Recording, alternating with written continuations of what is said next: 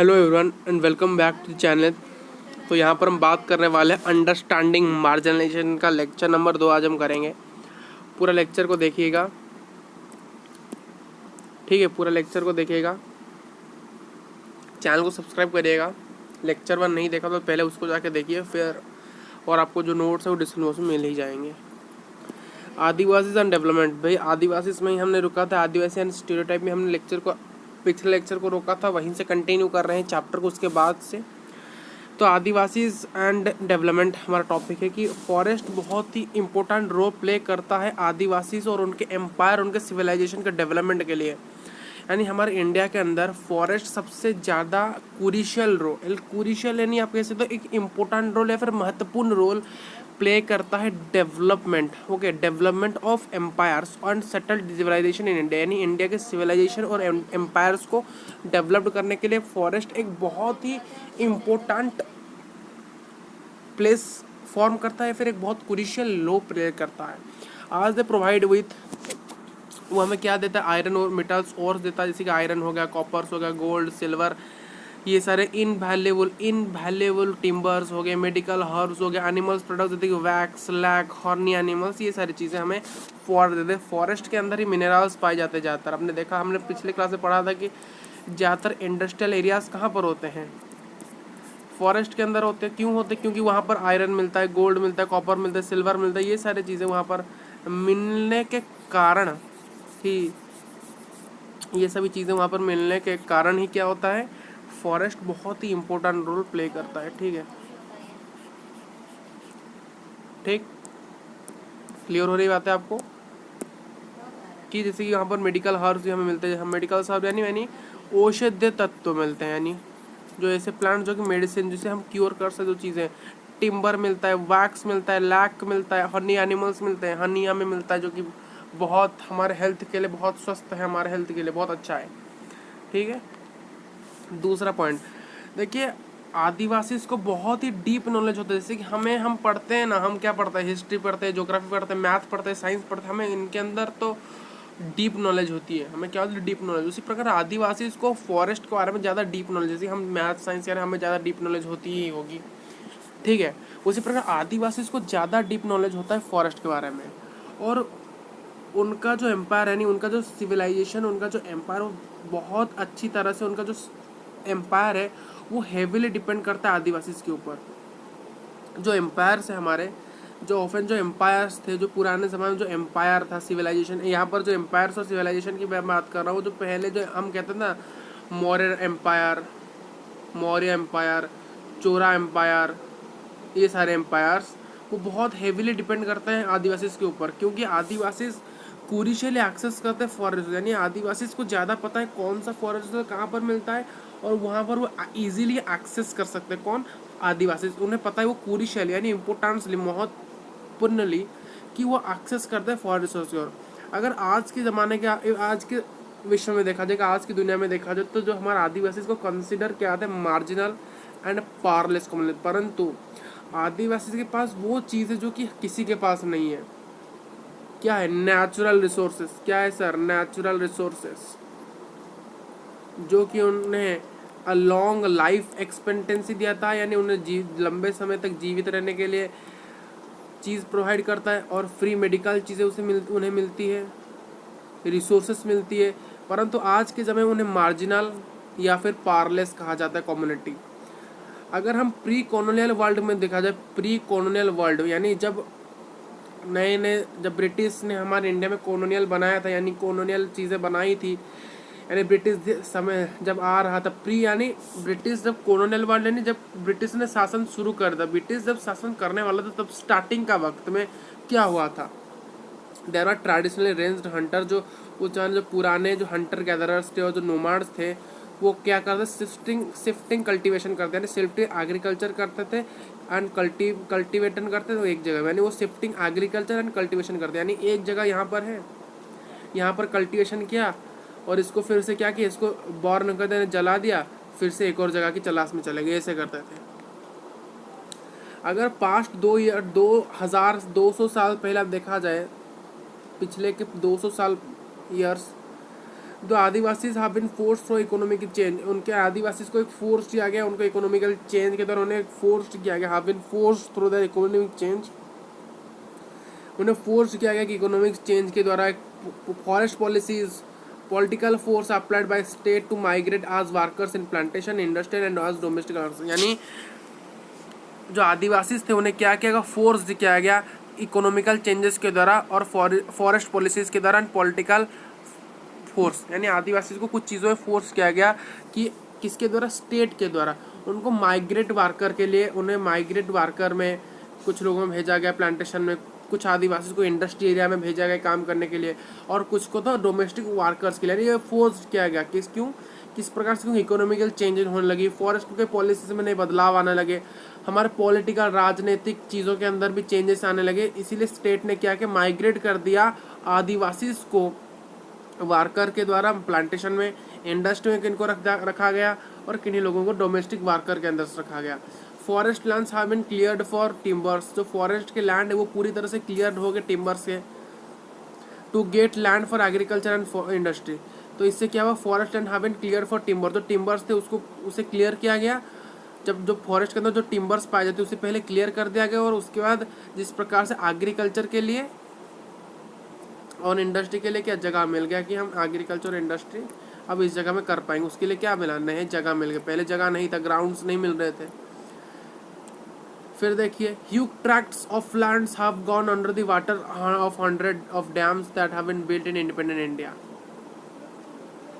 जो लैंड्स के जो ट्रैक्ट्स थे वो चले गए पानी के अंदर, यानी पानी के अंदर चलेगा under the water of hundreds of dams, जो 100 ऑफ डैम्स बनाए गए उनके अंदर कुछ हमारे टैक्स चले गए या ट्रैक्स, हमारे जो लैंड्स के चलने वाले पथ थे वो कुछ किसके अंदर चले गए, पानी के अंदर चले गए, क्योंकि 100 ऑफ डैम्स 100 से भी ज़्यादा डैम्स बनाने के कारण, जो कि पहले हुआ करते थे, जो वो ट्रैक्स जो लैंड के थे वो पहले आपको हुआ करते जब इंडिपेंडेंट इंडिया था, और तब से आज आते थे वो सभी डैम्स के अंदर चले गए।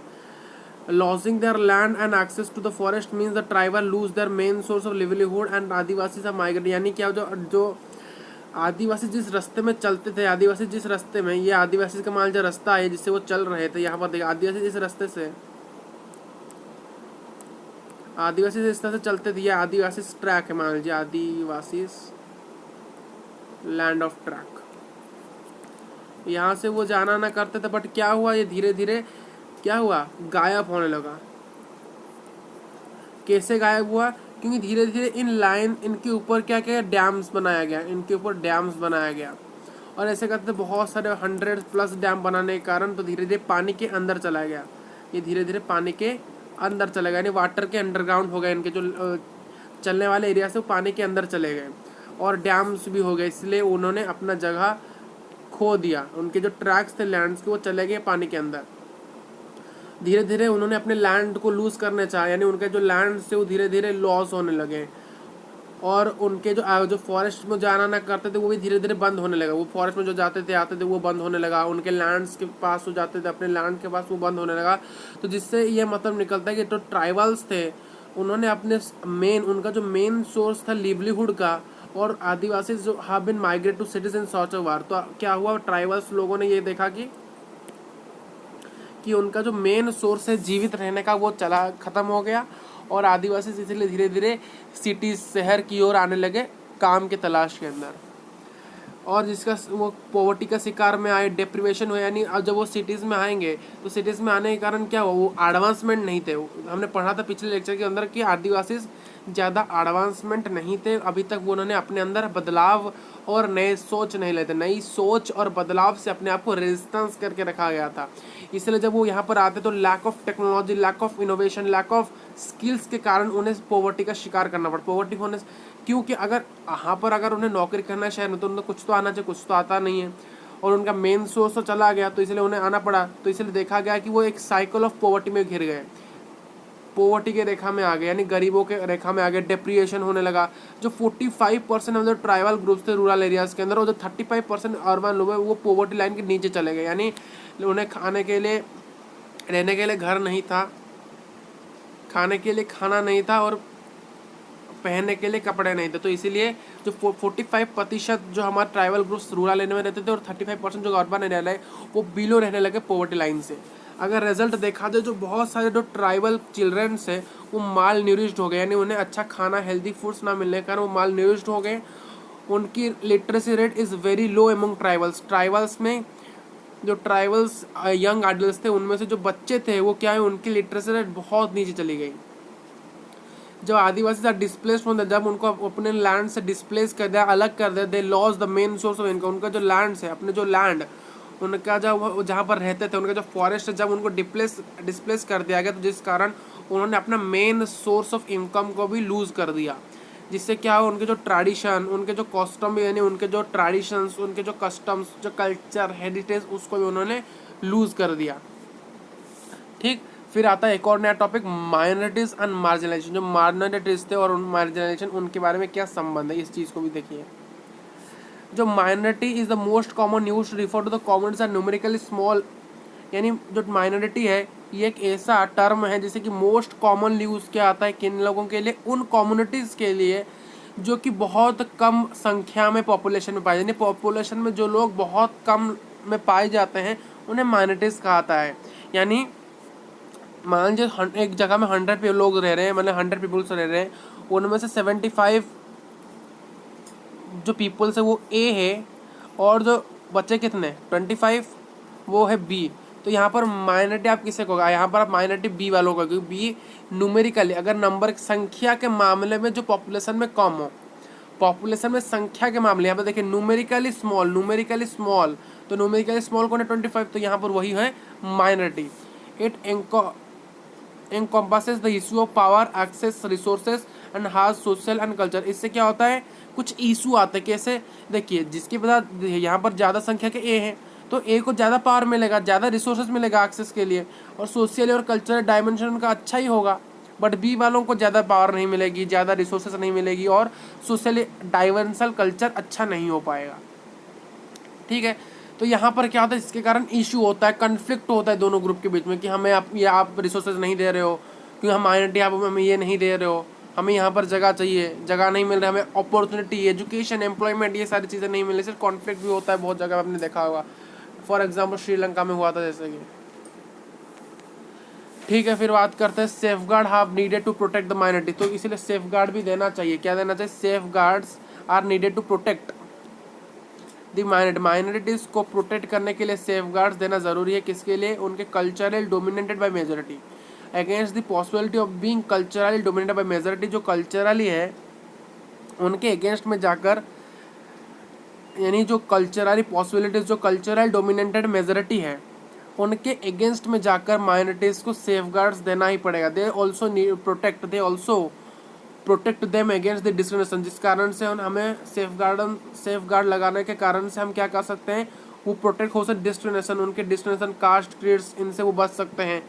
उन्हें डिसएडवांटेज जो फेस करना पड़े उससे भी वो बच सकते हैं। जो कॉन्स्टिट्यूशन क्या होना चाहिए उनको, इसीलिए कौन सेफ गार्ड प्रोवाइड करेगा, कॉन्स्टिट्यूशन यानी संविधान ये करेगा। आप कोई सिंगल व्यक्ति करेगा, सिंगल व्यक्ति तो इनमें से 100 लोग हैं तो 100 में से आधे तो 75 पीपल ये है और 25 पीपल बी है, तो इनमें से कोई जाके सेफ गार्ड करेगा नहीं। जो कॉन्स्टिट्यूशन है वो सेफ गार्ड करेगा, यानी पहले से लिखा होना चाहिए सेफ गार्ड करने की बातें। या फिर कोई कुछ ग्रुप्स ऐसे तो होंगे जो कि चाहते होंगे उनकी भलाई, तो sir safeguard are to needed. तो क्या चाहिए, नीडेड चाहिए क्या, सेफ गार्ड। क्यों माइनॉरिटीज़ कम्युनिटीज़ को प्रोटेक्ट करने के लिए, किसके अगेंस्ट से, अगेंस्ट द पॉसिबिलिटी, जो पॉसिबिलिटीज़ है कल्चरल डोमिनेटेड मेजोरिटी से बचाने के लिए। नहीं तो ये सभी रिसोर्सेज लेंगे, सभी एम्प्लॉयमेंट्स लेंगे, सभी अपॉर्चुनिटी लेंगे, इन्हें कुछ नहीं मिलेगा। तो दे ऑल्सो प्रोटेक्ट देम, उसको इसलिए भी हमें प्रोटेक्ट करना चाहिए क्योंकि जिस कारण से वो डिस्क्रिमिनेशन से बच सके, और डिसएडवांटेज उन्हें जो फेस करना पड़ा है, एम्प्लॉयमेंट नहीं मिल रहा है, जॉब्स नहीं मिल रही है, इससे ही वो बच सके। तो कॉन्स्टिट्यूशन को क्या करना चाहिए, कॉन्स्टिट्यूशन हमारे संविधान को सेफगार्ड प्रोवाइड करना चाहिए, because it is committed to protect the Indians culture diversity.